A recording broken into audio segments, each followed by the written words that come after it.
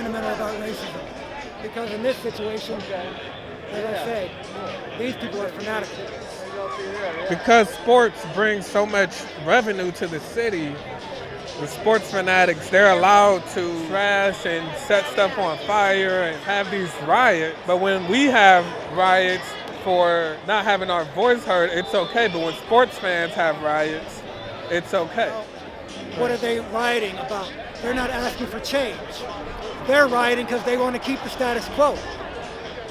And, to the power structure, the status quo is great. So when we riot, we are demanding change. We are saying the status quo is not working for us. And that threatens them. Sports fans are allowed to trash and do whatever. People of color, when we want real change and want dignity, we have to take a back seat to that. Sports fans are going to root for their home team, regardless of what the team is named. At one point, we used to be all people of color. And then when the Europeans came over to steal from us, all we were good for was giving them stuff or entertaining them. Wahoo gives them stuff and keeps them entertained. 30s and 40s, how we were subjected to roles of just being a maid or, the black and white Sambo and the big teeth. You're saying that entertainment is kind of what basically Chief Wahoo is. There's no real sentimental value. They don't care about the Indians. They don't care about the state of the indigenous community.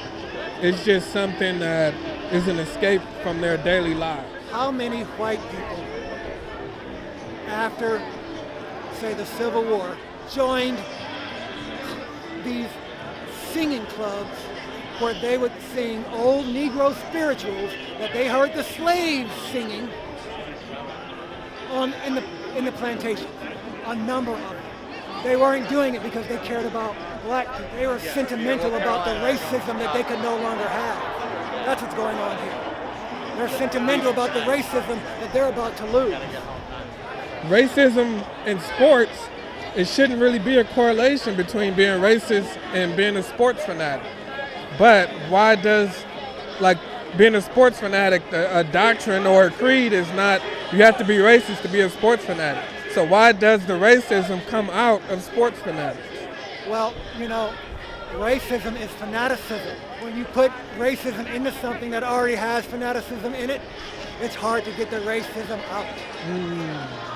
Okay. They love Indians, just not real Indians. That's racist.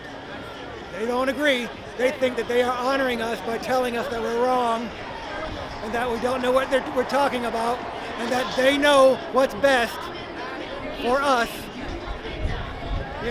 fanatics. Why does sports bring out the racism in the ticket holders? Sports fan is short for sports fanatic. And you have to concentrate on the fanatic part. And there is no difference between a sports fanatic and a religious fanatic. Only what they're fanatical about. So, what you see here with these fans, change the setting, change the subject. Let's make it an abortion clinic. They'll come out and be exactly the same way. Fanatical. So, and I think that explains why they don't have an argument, because if you're like a religious fanatic, there's no reasoning. It's like a blind faith, like an attachment. And they have blind faith. They believe, and no matter... Eat the sheep! Eat the sheep! Yeah, yeah, yeah! Yeah, yeah, yeah! Eat the sheep! Eat the sheep! You guys gave up way too soon! You won't keep the Chiefs that way! You gave up already! Maybe if you say it louder, it might happen!